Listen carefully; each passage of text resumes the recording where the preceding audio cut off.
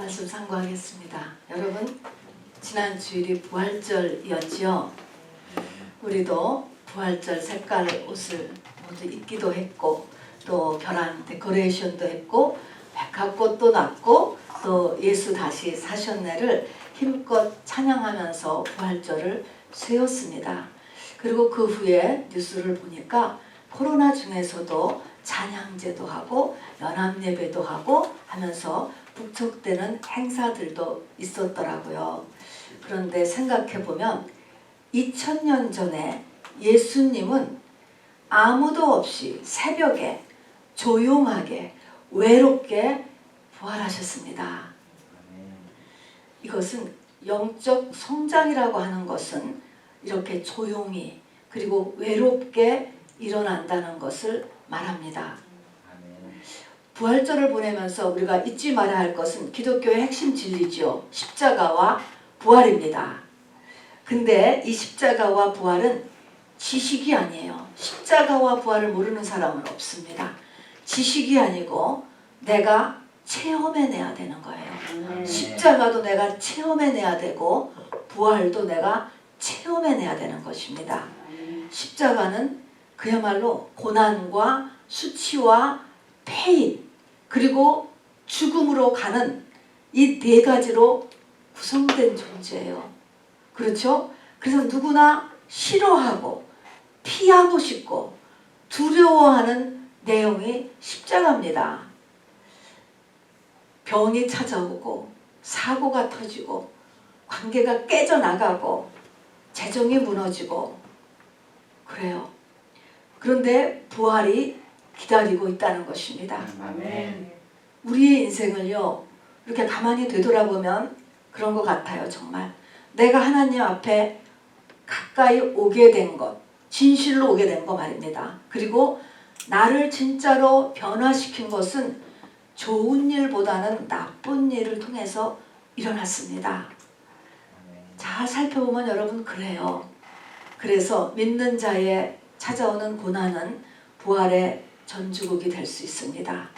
십자가는 생명나무로 바뀌어지는 것입니다.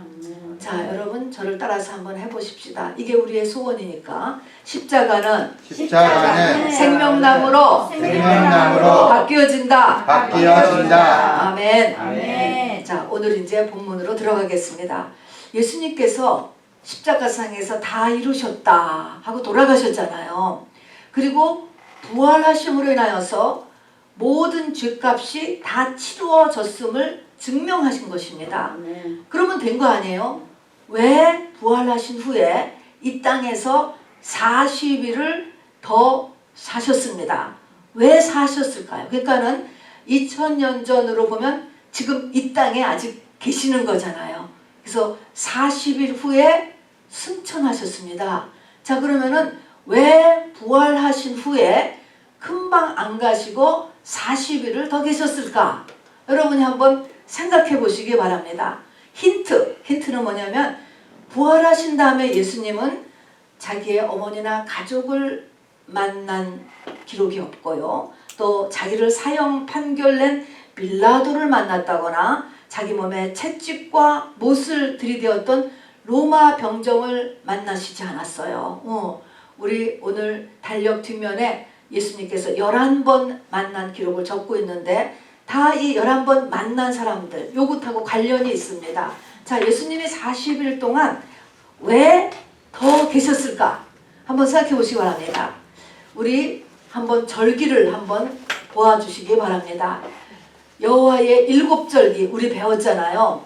자, 7절기. 근데 이 중에서도 앞에 요 소실절, 오순절 여기까지가 봄절기, 초림절기, 뒤는 가을절기, 재림절기 우리 배웠죠? 그래서 보면은 우리 인생으로 보면 오순절은 믿음의 고지입니다. 가나안이에요. 저기가 가나안 땅인 것입니다. 자, 그러면 인류의 역사 또 나 개인도 이렇게 7절기로 연결이 되는 것인데 그건 성장이 되는 것인데 지금 부활절의 원래 이름이 뭐라고 그랬죠? 소실절. 부활절의 원래 이름은 초실절이에요. 그러면 초실절 다음에 뭐가 기다리고 있죠? 오순절이죠. 예수님께서 40일 이 땅에 더 계신 이유는 오순절을 준비시키게 한 것입니다. 그러면은 이 오순절을 준비시키기 위해서 이 땅에 예수님께서 부활하셔서 40일을 더 계셔야만 했다. 이거는 오순절이 매우 어렵구나라는 거 알아두셔야 돼요. 이 주님이 도와주시지 아니하시면 어떻게 못하는 것이 오순절 맞는 것입니다, 여러분. 그래서 매우 매우 어렵고 매우 매우 중요한 것이 바로 오순절을 맞는 것입니다. 예수님은 오순절을 준비시키기 위해서 이 땅에 계신 것이에요. 그래서 오늘 이 말씀의 제목을 부활 후 40일간 예수께서 집중하신 한 가지 일 이렇게 적었는데 그 한 가지는 뭐냐면 준비된 사람을 저 오순절을 맡게 하시는 일이었어요. 그거에 예수님이 집중하시며 그것이 가장 중요한 일이었습니다. 두 번째는 천년왕국을 보여주신 것이기도 해요. 천년왕국은 지구 위에서 일어나는 거잖아요. 그래서 천년왕국의 모형이기도 하지만 더 중요한 것은 오순절을 준비시키기 위한 것입니다. 자, 그러면은 오순절을 준비하는데 제가 얘기했처럼 준비된 사람이고 이 사람들은 창세전에 하나님 앞에 예정된 사람이에요. 오순절은 다 맞는다고 볼 수 없습니다. 창세전에 우리가 그냥 신부로 예비된 사람인 거예요. 그럼 창세전에 예비된 사람으로서 준비된 사람이요. 그 다음에는 창세전에 예비되고 그 다음에 준비된 사람을 이제 예수님께서 마무리 사역으로 마무리 일을 하신 거예요. 그 정도냐 40일 동안. 그러면 우리 창세전에 하나님에서 예비되었다라는 것은 이해하겠는데 준비되었다. 그러면 준비되었다는 것은 어떤 상태일까라는 것입니다. 이 준비되었을 때 이제 예수님께서 이 부활의 주님께서 역사하셔서 오순절을 맡게 하신 거니까 어떤 것이 준비되었을까? 이 준비된 사람의 모습은 어떨까요? 성령 충만하고 교회나 가정적이나 사회적으로 안정을 이루었으며 성공했으며 또 어떻게 보면은 신학을 다 마치고 이런 상태일까요?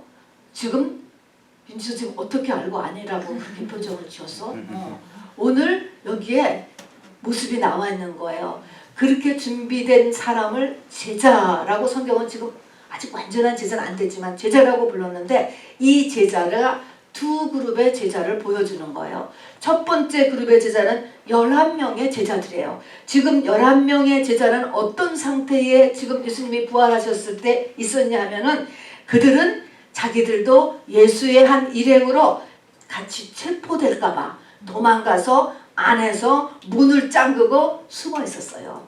또 한 사람은 여기에도 제자라고 했는데 여기 오늘 읽은 누가복음 24장에 엠마오로 가는 두 제자. 이 두 제자는 한 사람의 이름은 글로바하고 또 한 사람은 이름이 적혀 있잖아요.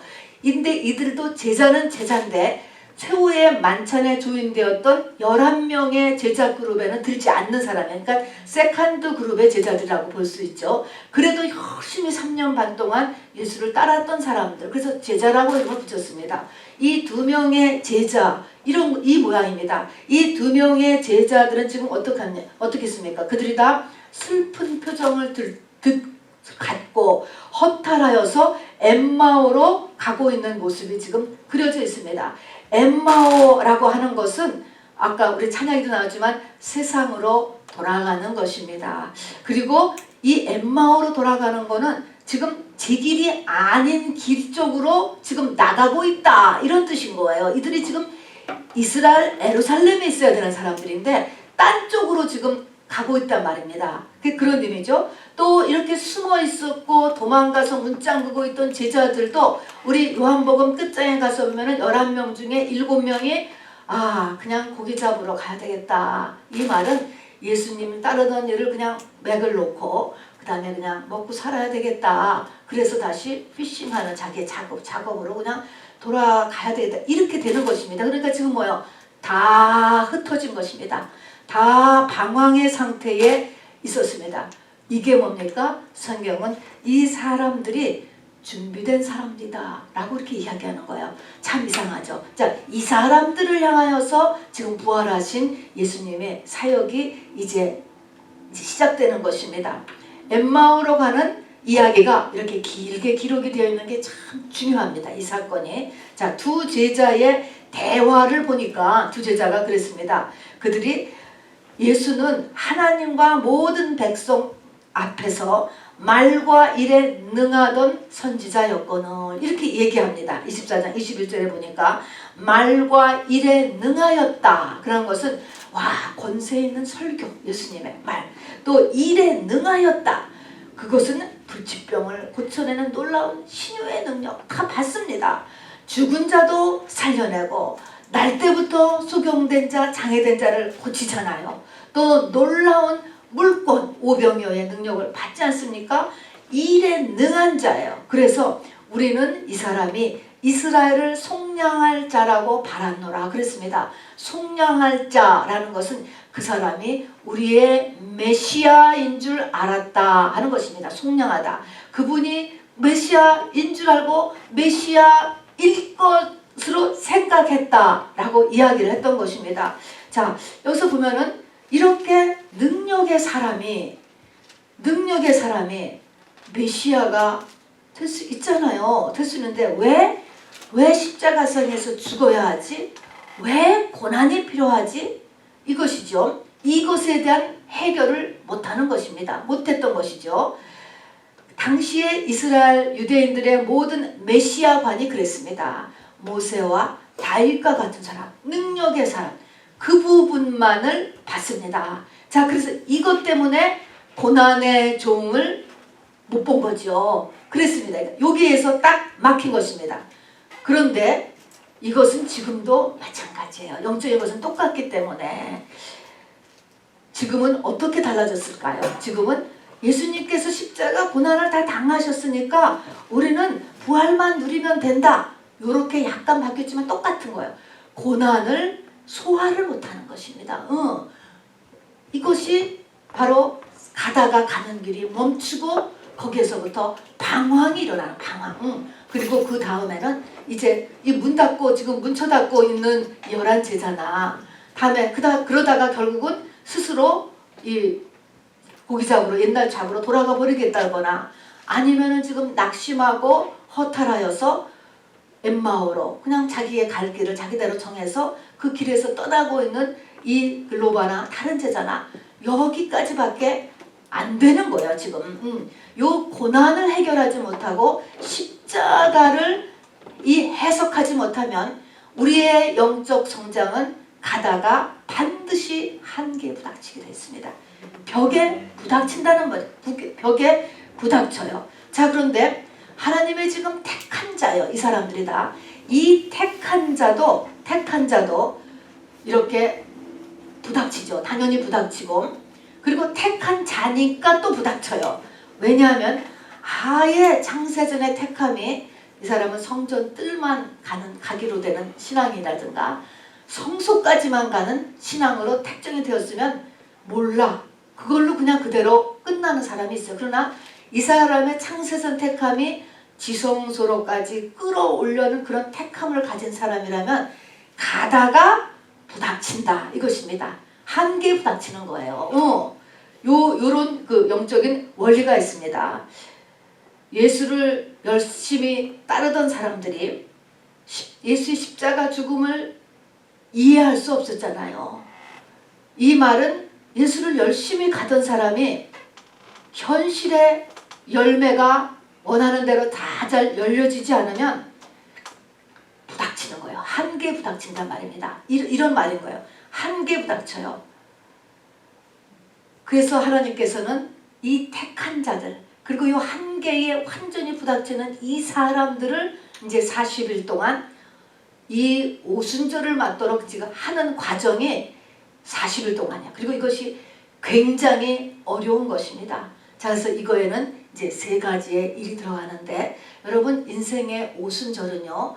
예수를 믿고 교회를 다니는 사람이라도 평생에 걸려서도 되는 사람이 아주 소수예요. 그러니까 이게 지금 한번 설교로 제가 이 이론을 말씀드리지만 이것이 뚝딱 오늘 되는 일이 아니고요. 그러나 우리가 최선을 다해서 달려가는 믿음의 원칙이 되기를 바랍니다. 매우 어렵고 오래 걸리는 일이다 하는 것입니다. 우선 여기에서 이 도망가서 문을 닫고 쳐닫고 숨어있는 11제자나 엠마오로 그냥 발길을 다시 털털거리고 돌리고는 이 제자들의 내면의 특징이 뭐냐? 내면의 특징을 한마디로 소망이 없어진 것입니다. 소망이라는 단어가 등장해요.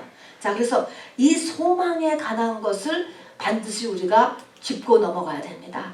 여러분 히브리서 우리가 6장 13절부터 20절 히브리서 6장의 뒷부분을 우리 아까 읽었잖아요. 다시 한번 잘 펴주시기 바랍니다.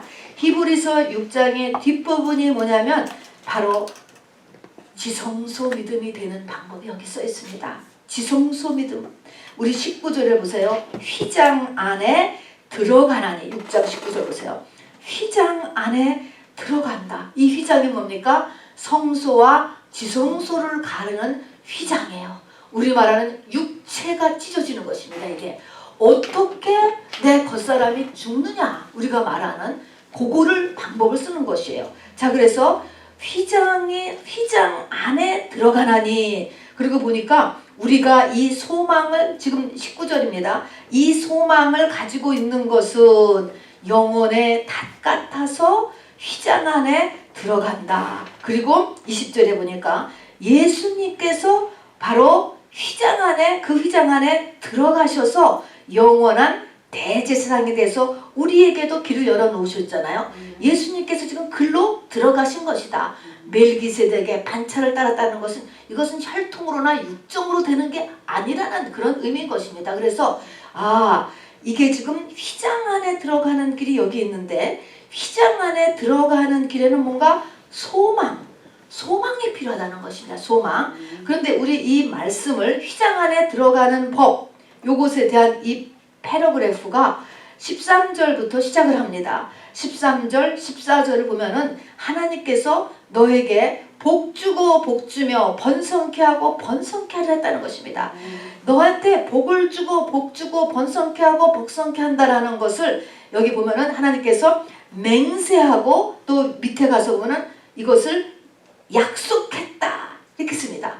약속으로 주고 또 맹세도 하고 뭐예요? 성령 받은 우리들은 복 준다는 거예요. 너를 너를 번창케 해준다는 것입니다. 복주기에 복줄 것이고 꼭 너를 번창케 할 것이야. 하나님이 맹세하고 언약하고 약속하고 계속 했단 말입니다. 나를 복주신다. 근데 이 복준다는 것이 뭔가? 복준다는 것이 뭔가랄까요? 맨 끝에 있어요. 맨 끝이 뭐예요? 지성소를 들어가는 게 이게 복준다, 복 받는 거라는 거야. 이게 참 이게 다르죠. 이게 이방 종교하고 다르고 세상의 가치관하고 다른 것입니다. 우리가 예수를 믿지 않아도 세상의 가치관은 뭐예요? 뭔가 종교를 믿으면 세상에서 잘 되는 것. 이거하고 이꼬르잖아요. 이꼬르. 그거하고 다르다는 것입니다. 여기에서 너를 복주고 복주고 번성케 하고 번성케 하는 그것은 끝에 가서 휘장 안에 들어가는 일이 복을 받는 일이에요. 자, 그래서 여기 보니까 휘장 안에 들어가는 길이 나와 있는데 거기에는 소망이라는 단어가 섞여 있단 말입니다. 소망. 그럼 이 소망이 도대체 무슨 소망이냐라고 하는 것입니다. 지금 이 제자들은 예수님이 십자가성에 돌아가시니까 어땠다고 소망을 다 잃어버렸어요. 다 잃어버렸어요. 엠마오로 가는 두 제자를 보면 소망을 잃어버렸는데 이 소망은 무슨 소망이에요? 세상에 있는 소망이에요. 세상에 있는 소망. 자, 그래서 우리가 오순절 준비의 첫 번째 단계는 뭐냐면 이 땅의 모든 것의 소망이 아니구나라는 것을 깨닫는 거예요. 참 소망이 아닌 것. 자, 그래서 근데 여기 소망에 대해서 히브리서는 뭐라고 얘기했냐면요. 소망을 가지고 있는 것은 영혼의 닷과 같다. 소망이 닷이라는 거야. 영혼의 닷. 굉장히 중요하죠. 소망이 영혼의 닷은 배에 쓰이는 것입니다. 배는 닷이 있어야 돼요. 자동차로 말하면 브레이크. 다시 없으면 브레이크가 없는 자동차예요. 그러면 뭐예요? 사고 나는 거는 뭐 시간 문제죠. 브레이크가 없으니까. 배가 다시 없으면 이 풍랑이나 좌초 큰 뭐 바위덩어리를 만나면 멈춰야 되잖아, 그 전에. 그런데 다시 없으면 뭐예요? 풍랑에 뒤 엎혀지거나 큰 안반에 부닥쳐서 깨지는 거예요. 시간 문제라는 것입니다. 그래서 소망은 매우 중요해요. 어떤 소망이든지 크고 작은 많은 소망을 우리는 갖고 살게 되어 있어요. 또 있어야 되는 것입니다. 영적인 것을 모르면 모르는 대로 세상적인 소망을 계속 아이들이고 어른이고 뭐 나이 든 사람이고 다 소망이 있어야 돼. 작은 소망. 아, 자동차를 내가 다음에 새 차로 바꿀 거야. 이거 큰 소망이죠. 이렇게 사람은 소망이 있어야 되는데 지금 여기서 말한 우리 지성소를 들어가는 소망은 이 소망이 실질적으로 끊어졌거나 아무리 해도 안 되는구나. 내 인생은 그냥 여기서 끝인가 보다. 소망이 끝난 거예요. 세상 소망. 또는 이게 영적으로 올라가서 이 땅의 성취가 이게 참 소망이 아니로구나를 깨달으면 되는 거예요. 참 소망. 이것이 그렇게 목숨 걸고 해서 목숨 걸고 영원토록 내 영혼육과 후대에 남길 것. 이게 아니라는 걸 깨닫는 거죠. 그러니까 이 땅의 모든 성취가 소망이 아니라는 것을 깨닫는 게 첫 번째 단계예요. 두 번째 단계는 이 소망이 아닌 어떤 소망? 그게 새소망이에요. 새소망. 아, 새소망교회 너무 이름이 좋아요. 저는 정말로 그 교회가 아니었으면 제가 새소망교회라고 지었을 거예요. 새소망. 그럼 어떤 소망이야? 새소망이라는 것은. 새소망은요. 여기 지금 왜 부활의 주님이 이 사람들을 만나러 다녔을까요? 이상하게 자기를 보여주는 거예요. 부활체를 보여주는 것입니다. 땅에서 똑같이 이렇게 사는데 외모도 똑같아요. 그죠? 서로 알아봤잖아. 외모도 똑같고 이 땅에서의 기억도 다 갖고 있고 유령이 아니에요. 같이 먹고 마시고 대화를 하고 했습니다.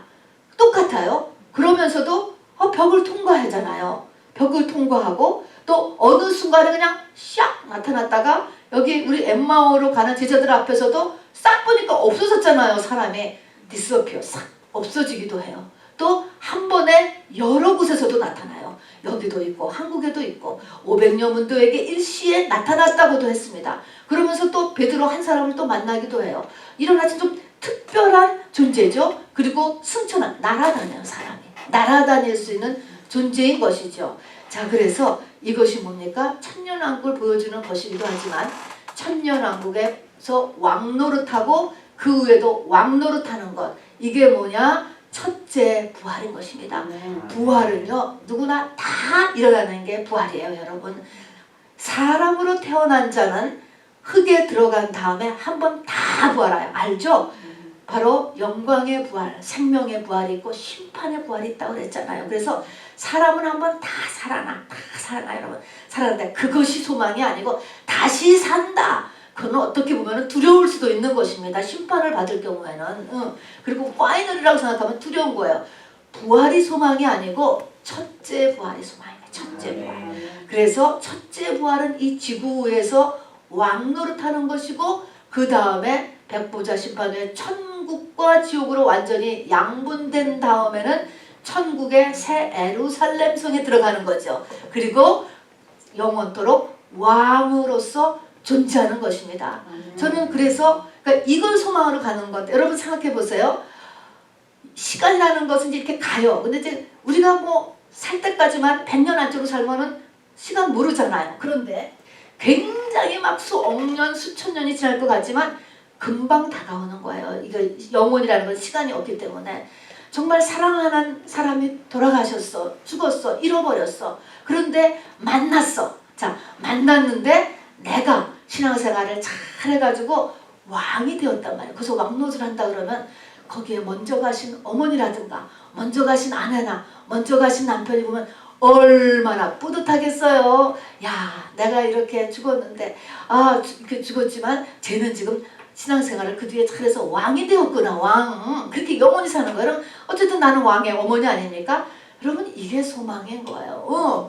그냥 이게 돌아가신 그 사람 때문에 막 매이고 조금 매이다가 슬퍼하는 거는 당연하지만 그것이 지나치게 되면은 귀신의 올무가 되는 거죠. 그냥 귀신에 잡혀가지고 남은 생활을 보내는 것이 아니고 바로 이렇게 왕되도록 하는 것이 어머니를 먼저 가신 또 사랑하는 사람들을 위한 도리고 우리의 자세지요. 자, 그래서 첫째 부활의 소망을 가지는 것입니다. 그러니까 첫 번째는 이 땅의 소망, 이게 지금 소망이라는 아이템이 여기서 등장하는 거예요.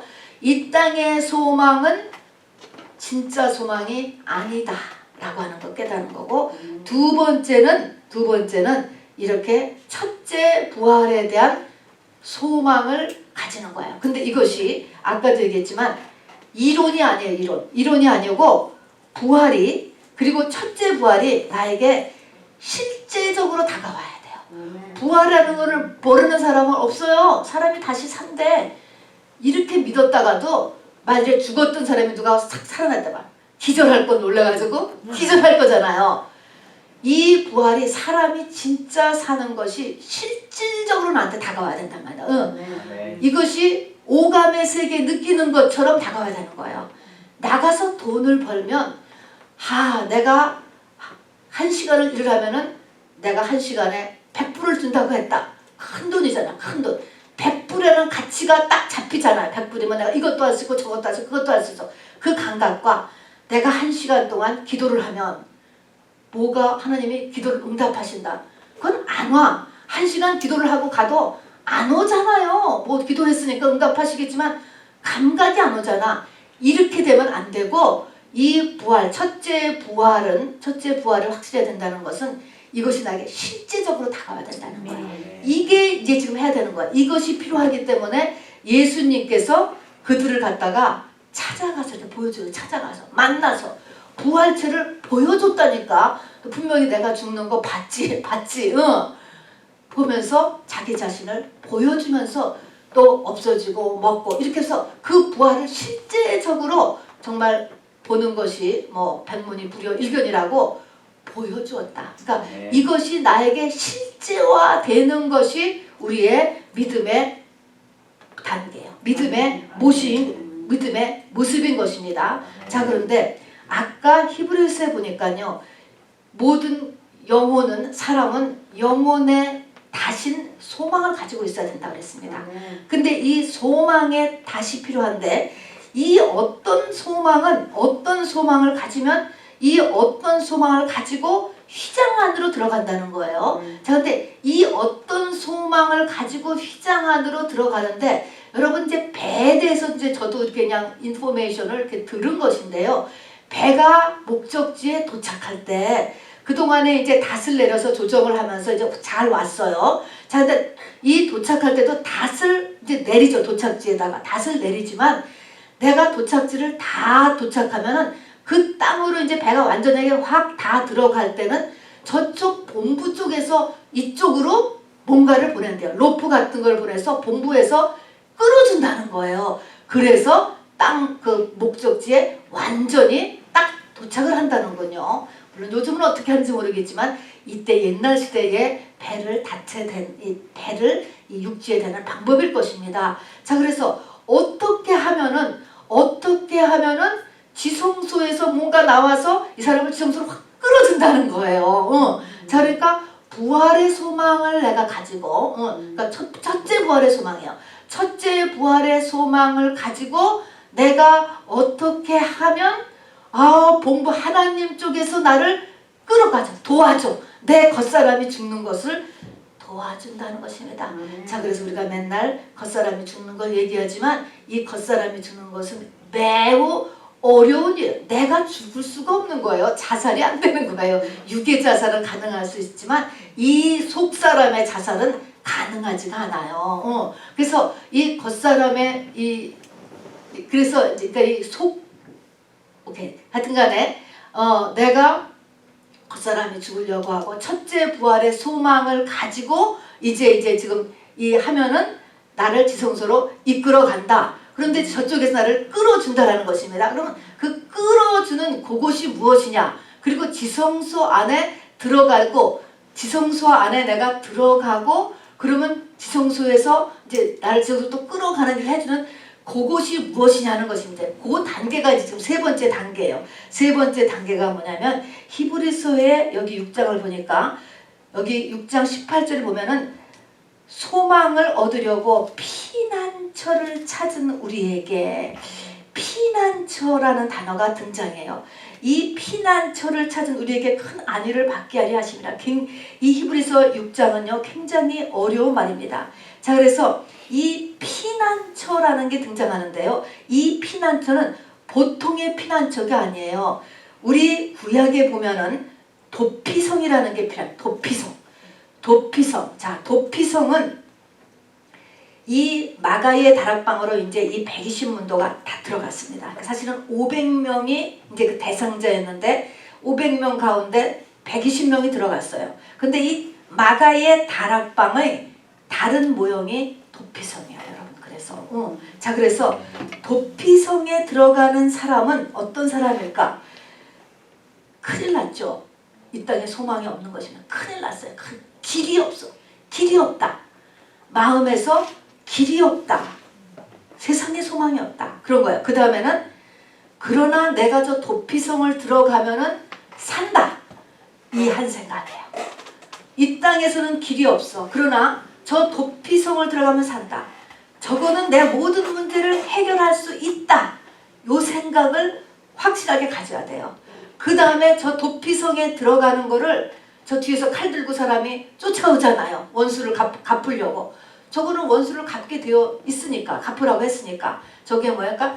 죽을 힘을 다해서 저 안으로 들어가지 않습니까?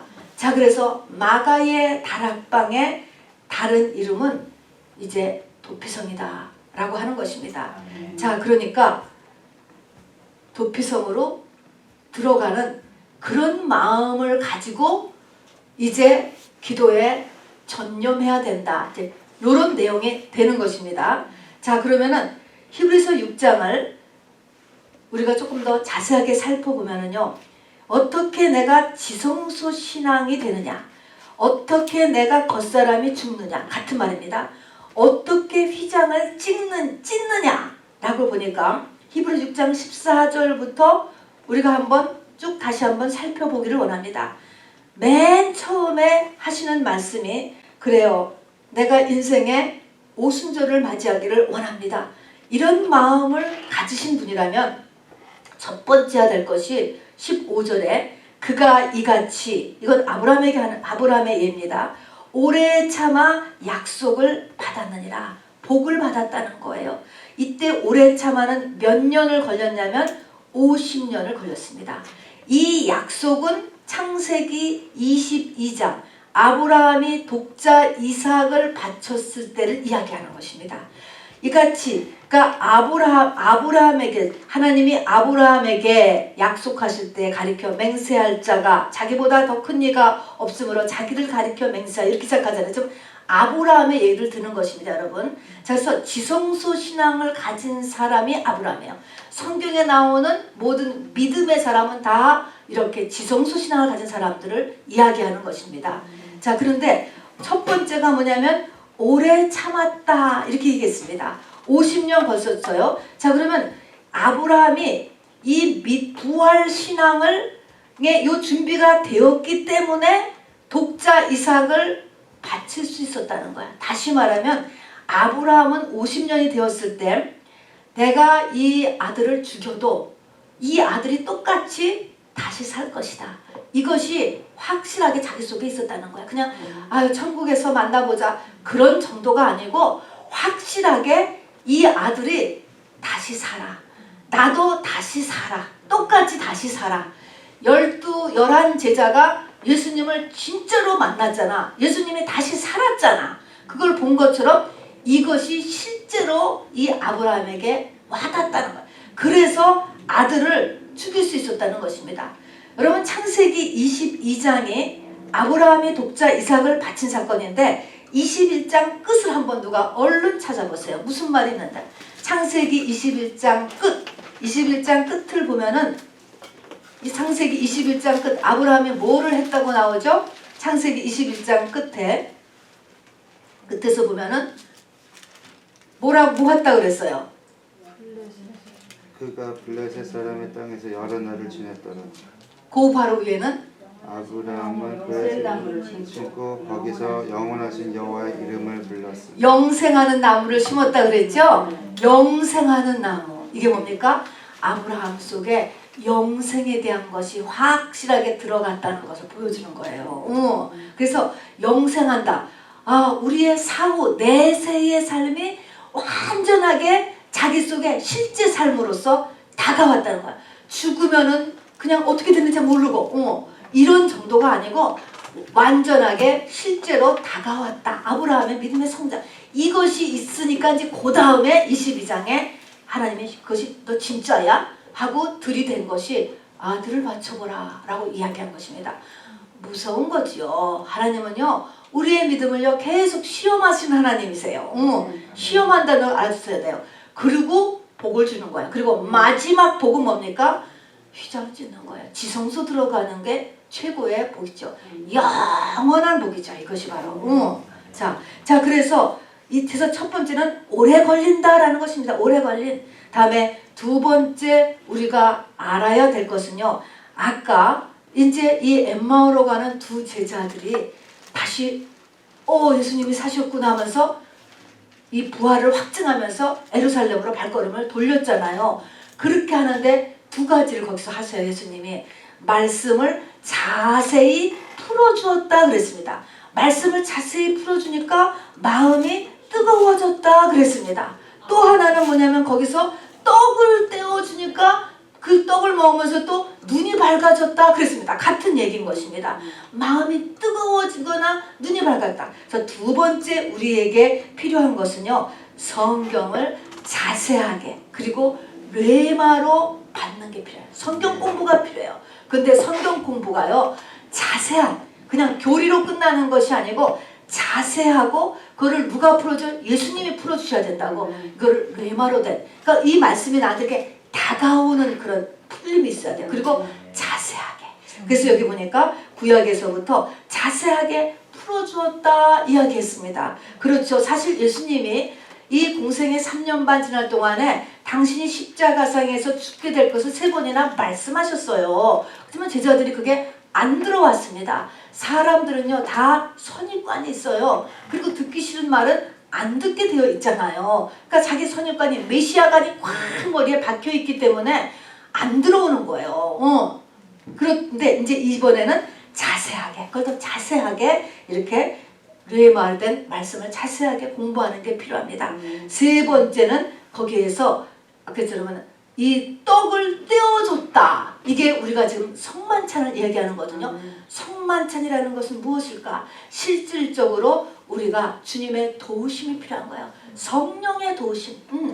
우리가 지금 그 성만찬하는 게서 성령이 운행하도록 최대한을 다하는 것입니다. 주님이 어디 계시는가? 그러면 내 안에 계십니다. 이렇게 하면서 우리가 조금 더 믿음을 화합하고 함으로 인하여서 성령께서 도와주셔야 돼요, 여러분. 성령께서 도와주심으로 인해서 우리가 이 첫째 부활의 실제화, 내한테 어떻게 정말 이 내세가 진짜 바로 다가오고 있고, 그리고 첫째 부활이 진짜로 있다. 이런 것들을 우리가 하는 것이 필요합니다. 그리고 주님이 이제 이 11제자를 만나는 것과 이 두 제자를 만나는 모습을 보면 주님은 아무도 정죄하지 않아요.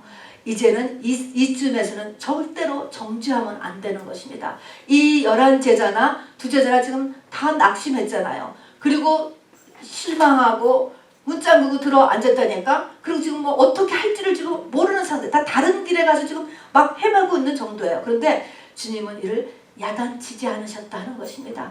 도마를 만나서는 믿지 못하겠냐? 만져봐. 내 옆구리에 창자국을 만져봐라. 내 손에 이 못자국을 만져봐라 하는 것입니다. 인간의 한계를 아시는 하나님이에요. 그래서 이제 부활의 주님은 정죄하지 않고 자책하지 말아야 돼. 우리 스스로도 그렇게 하고 내가 여기까지로구나.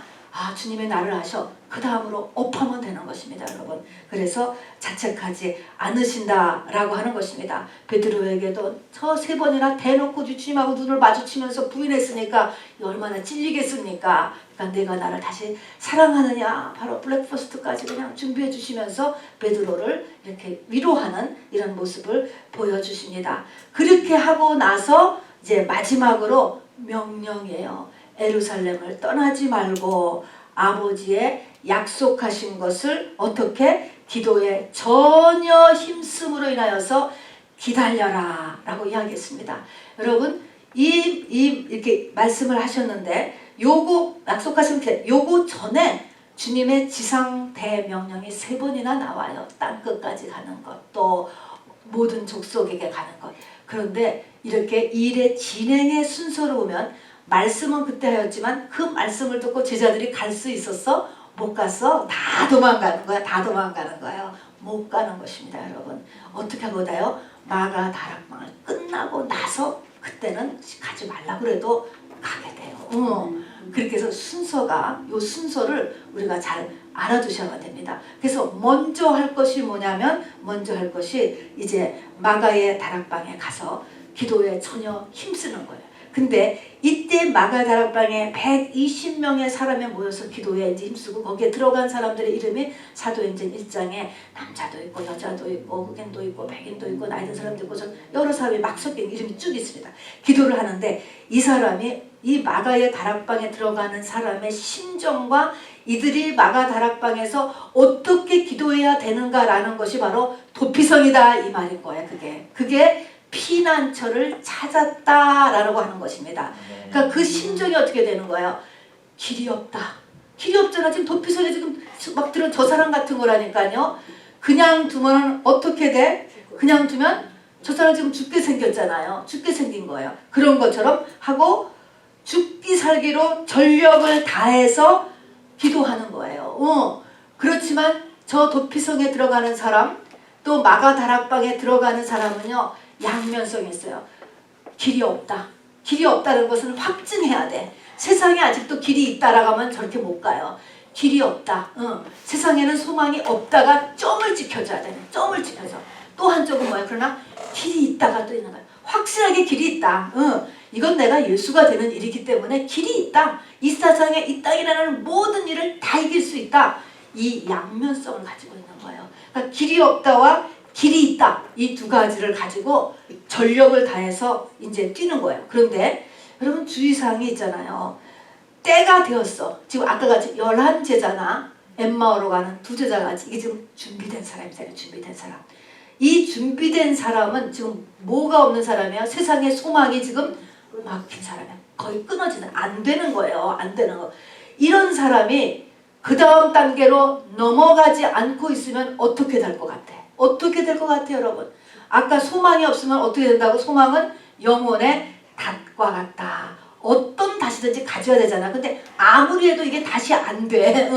닷이 없으면 어떻게 되는 것입니까?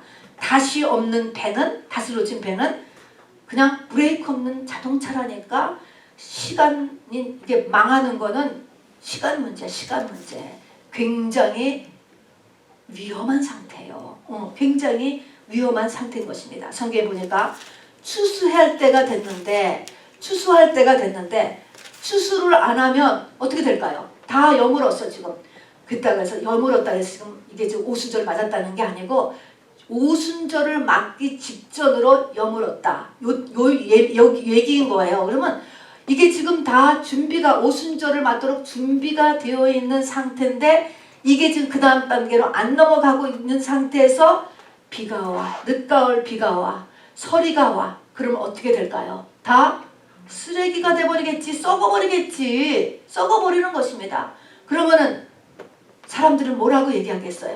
야, 저 사람이 저렇게 열심히 교회를 그렇게 열심히 다니더니 어느 땐 또 신학교를 다닌다고 하더니 그렇게 새벽 기도를 열심히 다니더니 그러더니 결국은 되는 일이 하나도 없더니 그냥 죽었네?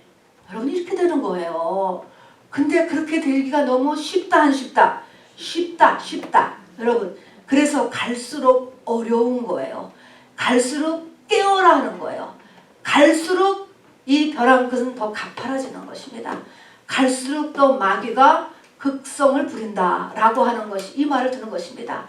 자, 그래서 이런 상황이기 때문에 주님이 여기서 쫙 40을 이렇게 등장하셔서 500명 가운데 120명을 탁 건지신 것입니다, 여러분. 이 120명이 기본이 되어서 이제 그 이후에 모든 시대에 그리고 지구 전체에 복음이 전파되었습니다. 이것은 꼭 120명 든 것만 된 게 아니에요. 바울 같은 사람은 요 살아생전에 예수님 만나자 우리하고 똑같은 위치인 것입니다.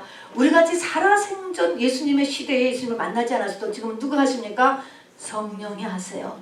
그리고 성령이 지정한 사람을 통해서 이 일이 이루어진다라고 하는 것입니다. 그래서 이것은 아까도 얘기했지만 평생을 걸려서도 못하는 것이 오순절 만나는 거예요, 여러분. 그래서 굉장히 어려운 일이고 사단이 극성을 피는 일이에요. 이런 사람을 가리켜서 이렇게 된 사람을 가리켜서 성경은 의인이다 라고 이야기합니다. 이스라엘이 왜 멸망시켰다고? 한 사람의 의인. 이때는 성령 받은 사람을 이야기하는 게 아니에요. 이스라엘은 다 성막에 가서 제사 지내는 사람들이에요. 성전에 가서. 그걸 얘기하는 거 아니고 이런 오순절을 맡기까지 간 사람이 한 명도 없을 때는 하나님은 뒤엎어도요. 전체를 뒤엎어도 하나님 별로 적이 없어요. 왜냐면 자기 자식이 없는데 뭐 거기에 별 큰 여한이 없는 거예요. 투자만 땅만 버렸지요. 그런 상태로 이루지요. 자, 이런 상태에서 이렇게 된 사람을 위해서 한 사람의 의인이라고 이야기하고 예수라고 얘기하고 이런 사람을 새 사람이 되었다라고 얘기해요. 거듭난다, 진정하게 거듭났다라고 하는 의미도 이 오순절을 들어간 사람을 거듭났다. 그러나 우리는 이것을 그냥 성령 받았으면 거듭났다. 그냥 성령 받았으면 새 사람. 성령 받았으면은 그냥 의인. 이렇게도 또한 이야기를 해요. 왜냐하면 시간을 우리가 상관하지 않는 것이 또 영계이기 때문에 그렇게도 얘기지만 진정한 의미의 새 사람, 거듭남, 의인, 예수, 신부 이것은 바로 오순절을 들어가야만 하는 것입니다. 그리고 이것을 바로 성경은 구원이라고 이야기하는 거예요. 구원은 이렇게 되어야 구원이 일어났다라고 이야기하는 것이죠. 자, 그래서 역사적 오순절은 예수님께서 40일 동안 이런 준비 작업, 뭐예요? 이 사람들에게 소망을 첫째 부활의 소망을 넣어주면서 이들에게 바로 기도에 전념하라 라고 해서 다락방으로 모아주는 것까지 하는 일입니다. 이 일을 하고 여기 따라서 이제 제자들과 그 일행이 120명이 가서 전력으로 정말 저 쫓겨 들어가는 사람과처럼 죽기 살기로 하나님 앞에 기도했을 때 만수 저기서는 죽기 살기로 무엇을 기도했을까? 돈 달라고 떼글떼글 1000번을 외치면서 뒹굴었을까? 그게 아니죠. 하나님이 도와주신다는 것. 저 지성소 법궤에서 이렇게 손을 끌어내서 이렇게 당겨준다라고 하는 그 의미는 뭘까요? 회개를 생각나게 해준다 그런 의미예요. 이때의 회개는 그냥 도덕적인 몇 개의 회개가 아닌 것입니다. 태어나서부터 지금까지의 존재론적인 회개인 거예요. 이것을 도와주시는 거예요. 저기까지 내가 하려고 하면은 하나님께서 회개를 도와서 결국은 회개하라 천국이 가까웠는 이거든요. 결국 천국은 회개하고 바뀌어지는 건데 우리가 회개를 깨닫지 못하잖아요. 그 죄가 생각이 안 나잖아요. 이것을 우리가 저만큼의 열심을 내면은 하나님께서 회개를 생각하죠. 그래서 회개를 채우는 것. 요엘서에 보면은 저 마가의 다락방에서 회개했다는 것이 나오는 것입니다. 자, 그래서 저 사람들이 우리보다 뭐가 특별히 죄가 많아서 그 11제자가 유대인인데 더군다나 구약을 그들이 무슨 죄를 그렇게 많아서 졌을까가 아니고 하나님의 빛이 도와주심으로 인해서 하나님의 능력이 도와주시면서 회개의 성령이 임하심으로 인하여서 그들이 회개를 채웠다. 하나님이 원하시는 만큼 회개를 채웠다. 그것이 뭐냐면 회개함으로 인하여서 겉사람이 죽어지는 거예요. 죽는 거예요. 그렇게 되는 데까지 갔다 이렇게 하는 것이죠. 자, 여러분 그렇게 됐을 때 자기의 지나오는 모든 십자가가 생명나무로 바뀌어지는 것입니다. 그 십자가가 그 전까지는 십자가는 고통이에요. 수치예요. 페인이에요. 그러나 그것이 생명나무로 바뀌어진다니까요. 거기까지 가야지. 그냥 십자가만 계속 있으면 우리는 참 정말 죽도 밥도 아닌 거죠. 예수 믿어서 정말 안 믿음만도 거의 못할 정도의 힘든 삶이 되는 것일 것입니다. 자, 여러분 마무리 마저 하겠습니다. 자, 우리가 세 가지 잊지 마시기 바랍니다. 우리가 이제 주님이 부활하셨습니다. 이때부터 우리가 할 세 가지는 첫째, 이 땅의 소망이 진짜 소망이 아니다라는 것을 내가 미리 깨달으면 더 좋고, 미리 깨닫지 못하면 하나님이 진짜 없게 만드시고 환경을 흔들어서 그렇게 되는 것. 이 땅의 소망이 진짜가 아니라는 것. 그 다음에 첫째 부활. 부활이 문제가 아니고 첫째 부활. 이 부활이 실제 오감에서 느껴질 만큼 실제로 나에게 다가올 것. 이게 새 소망이에요. 이게 새 소망. 소망이 아닌 새 소망을 가질 것. 그 다음에는 기도에 전념할 때 도피성에 들어가는 사람 같은 그런 정말 길이 없고 길이 있고 그런 간절한 마음을 가지고 기도를 우리가 선택하는 것. 이 세 가지를 목표로 이제부터 지내는 저와 여러분 되시길 주님의 이름으로 축원합니다. 여러분은 말씀을 생각하시면서 하나님께서 나에게 하시는 음성이 있어요. 한 절이라도요. 이것을 들으셔야 돼요. 그것을 붙잡고 하나님께 이 시간